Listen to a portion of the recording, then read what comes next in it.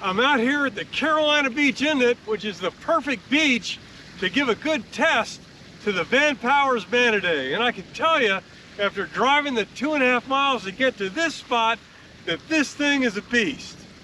Stay tuned. Looks like we have some rain coming in the forecast. Might be rolling in from the right up there. So I'm going to quickly do the torture test of the Vanpowers Manidae to see if it can negotiate all 4 types of sand. And I think this one may be different than the other bikes I've tested, that it may perform up there in the loose sand as well. Quickly reviewing, my type 1 sand is the hard pack down near the ocean. Type 2 is where it gets a little bit wet, like where I'm standing right here. You sink in just a little bit.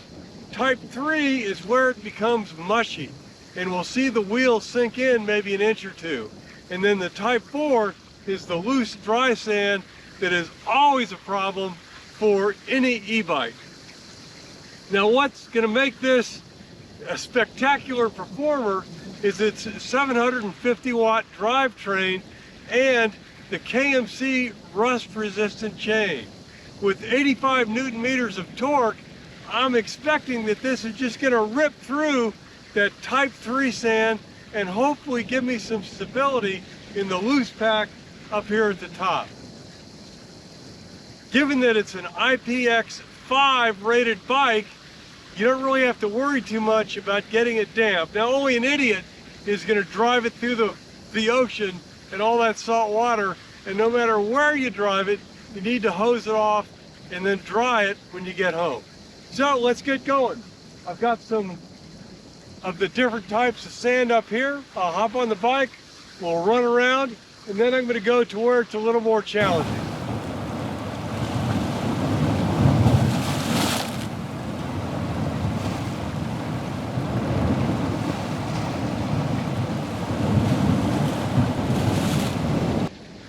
One of the interesting things about this bike is it's got an 8-speed Shimano shift system that is just geared perfectly to minimize your use of the electric power. I can be in pedal assist level 1, but I can pick a gear where the watt meter here shows that I'm not consuming any power at all, yet I'm still able to climb up and down the various spots. Well, no problem here. This was mostly type 1, type 2. Let's go find some mush and a couple hills. Here's the nastiest place on this beach. Look at that mushy shelf. We'll see if the Manidae has the guts to get up over that. Stay tuned.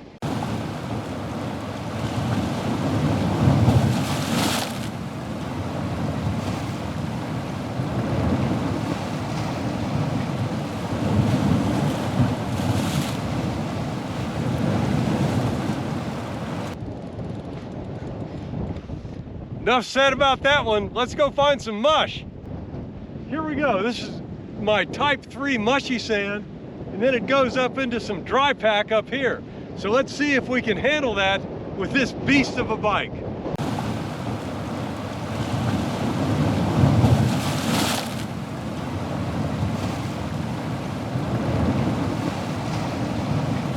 Well, the rain's rolling in. I gotta get out of here. We'll finish up the discussion of this when I'm back at the ranch. But this thing is awesome. Loading and unloading the bike is really easy because it's really not that heavy. But the pro tip is always pop the battery out, because that immediately removes, probably 8 or 9 pounds. Then it's just a matter of rolling the front wheel up, lifting it, dropping it in the slot, grabbing by the rear rack, and then doing the same thing. Very, very easy. Unloading is the reverse. Rear rack first, bounce down the front rack. If you don't have a rack, I've got a video that shows how you would tie this down in the bed of your truck and eliminate the need to spend $200 or $300 for one of these racks. When rinsing off your bike after the beach, use a gentle spray, and then make sure you get all the dirt off. But there's a second piece to this once you finish cleaning it. never put your bike away wet. That's just going to create rust, even though I've got that KMC rust resistant chain. So I use my leaf blower and I'll get all the water off.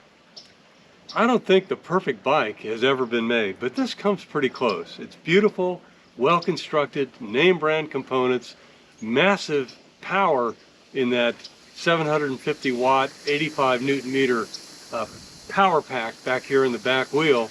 It's just awesome. What are your thoughts? Have you tried this on the beach? I'm going to go try it on the trails next, and I'm going to have a great time.